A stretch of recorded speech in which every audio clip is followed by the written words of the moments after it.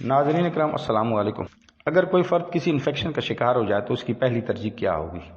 از خود علاج یا پھر معالج سے معائنہ؟ یقیناً معالج سے رابطے ہی کو فوقیت دی جائے گی، لیکن عموماً ایسا ہوتا نہیں ہے۔ زیادہ تر افراد مختلف میڈیکل سٹور سے اپنی مرضی کے اینٹی بایوٹکس خرید کر استعمال کر لیتے ہیں تاکہ انفیکشن سے جلد نجات حاصل کر سکیں۔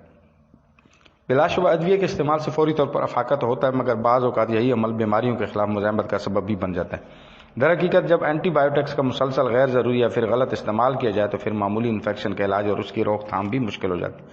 اور ایسا صرف اس وقت ہوتا ہے جب جراثیم اینٹی بایوٹکس کے خلاف خود کو اس قدر طاقتور اور مضبوط کر لیتے ہیں کہ ان کا خاتمہ کرنے والی ادویہ اپنی افادیت کھو بیٹھتی ہیں۔ اینٹی بایوٹکس دراصل جراثیم کو ہلاک کرنے کے لیے استعمال کی جاتی ہیں، یہ جسم میں داخل ہو کر جراثیم کے خاتمے کا عمل انجام دیتی ہیں، لیکن اگر کچھ جراثیم ہلاک ہونے سے بچ جائیں تو نہ صرف وہ اپنی تعداد میں اضافہ کر لیتے ہیں بلکہ ساتھ ہی ادویہ کے خلاف مزاحمت بھی کرنے لگتے ہیں۔ ایسے بیکٹیریا انسانوں اور جانوروں دونوں کے لیے خطرناک ثابت ہوتے ہیں، چونکہ ان سے جنم لینے والی بیماریوں کا علاج عام ادویہ سے ممکن نہیں ہوتا، اس لیے علاج کے کثیر اخراجات اور اموات کی شرح میں اضافہ ہوتا چلا جاتا ہے۔ اس کے برعکس اینٹی بایوٹکس کے خلاف غیر مزاحمتی بیکٹیریا سے پیدا ہونے والی بیماریوں کا علاج مشکل نہیں۔ واضح رہے کہ وہ تمام انفیکشنز یا بیماریاں جو بیکٹیریا سے لاحق ہوں ان کا علاج اینٹی بایوٹکس سے کیا جاتا ہے، جبکہ وائرس کے خلاف کوئی بھی اینٹی بایوٹکس مؤثر ثابت نہیں ہوتی۔ اس وقت دنیا بھر میں جراثیم کے اینٹی بایوٹکس کے خلاف مزاحمت خطرناک حد تک بڑھ رہی ہے، جس کے نتیجے میں نمونیا، تپ دق، گونوریا ایک جنسی بیماری اور غیر معیاری خوراک سے پیدا ہونے والی بیماریوں کا علاج مشکل ہوتا جا رہا ہے، کیونکہ ان بیماریوں کو پھیلانے والے بیکٹیریا یا اینٹی بایوٹکس کے خلاف سخت مزاحمت کر رہے ہیں۔ اس ضمن میں عالمی ادارہ صحت کا کہنا ہے کہ جراثیم کے اینٹی بایوٹکس کے خلاف مزاحمتی رویے کو پھیلنے سے روکنے کے لیے عام افراد کو چاہیے کہ چند باتوں کا خاص دھیان رکھیں، جیسا کہ دوا کا استعمال صرف معالج کے مشورے سے کیا جائے اور اپنی مرضی کی دوا کا ہرگز تقاضا نہ کریں۔ کبھی بھی کسی دوسرے کے علاج کے دوران استعمال کی جانے والی دوا جو بچ جائے استعمال نہ کریں۔ ہاتھ دھونے کی عادت ڈالیں۔ وہ جانور جنہیں افزائش یا بیماری کے دوران مسلسل اینٹی بایوٹکس کا استعمال کروایا گیا ہے ان کا گوشت کھانے سے اجتناب برتیں۔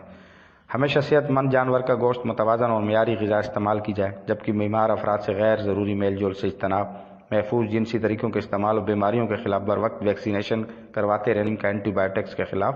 مزاحمت کا عمل روکا جا سکتا ہے۔ علاوہ ازیں کھانے ہمیشہ حفظان صحت کے اصولوں کے عین مطابق تیار کریں، مثلاً کچی غذا اچھی طرح پکائی جائے، محفوظ درجہ حرارت پر رکھی جائے اور کھانا پکانے کے دوران لازماً صاف پانی کا استعمال۔ عالمی ادارہ صحت کا یہ بھی کہنا ہے کہ اینٹی بایوٹکس کے خلاف مزاحمتی رویے کو پھیلنے سے روکنے کے لیے پالیسی مرتب کرنے والے افراد اور اداروں کو چاہیے کہ وہ انفیکشن کی روک تھام اور بچاؤ کے لیے تشکیل دیے گئے پروگرامز اور پالیسیز پر عمل درآمد، معیاری ادویہ کے استعمال اور پھیلاؤ کو یقینی بنانے کے ساتھ ہر سطح تک معلومات عام کریں، جبکہ ماہرین صحت پر یہ بھی ذمہ داری عائد ہوتی ہے کہ وہ مریض کو اینٹی بایوٹکس کے غیر ضروری استعمال سے پیدا ہونے والے خطرات سے آگاہ کریں اور صرف وہی ادویہ تجویز کریں جن کی مریض کو اشد ضرورت ہو۔ دوران آپریشن ڈاکٹر اور پیرامیڈیکل اسٹاف اپنے ہاتھوں، آلات جرائی اور ارد گرد کے ماحول کی صفائی کا خصوصی خیال رکھیں اور مریض کو انفیکشن سے بچاؤ کے لیے احتیاطی تدابیر بھی بتائی جائیں۔ دریں اثنا ایگریکلچر ڈپارٹمنٹ کو بھی اپنا مؤثر کردار ادا کرنا ہوگا اور اس حوالے سے جانوروں کو ماہرین کی تجویز کردہ اینٹی بایوٹکس کی فراہمی،